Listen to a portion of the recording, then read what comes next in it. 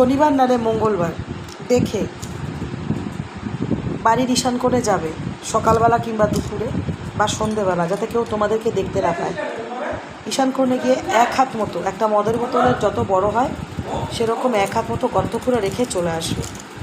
রাত্রি 12টার পর ঘর থেকে বেরোবে, যেন কেউ দেখতে না পায়। সঙ্গে পারলে কাউকে নিতে পারো।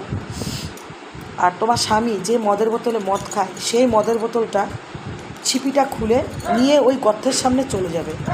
গর্তের সামনে বসে ডান হাতে থাকবে ছিপি, বা হাতে থাকবে বোতল। ওই মদের বোতলের দিকে তাকাবে আর বলবে, আজকের পর থেকে আমার স্বামী বুদ্ধ যেন মদ আর না খায়, মদ যেন না ছোঁয়। মদ আপনি আমার স্বামীকে ছাড়েন। এই কথা 3 বার বলবে, কাজটা করবে একদমই।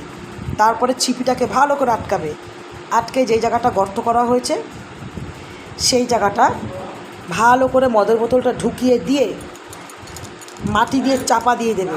ভালো করে চাপা দিয়ে ঘরে চলে আসবে, পিছন ফিরে আর তাকাবে না।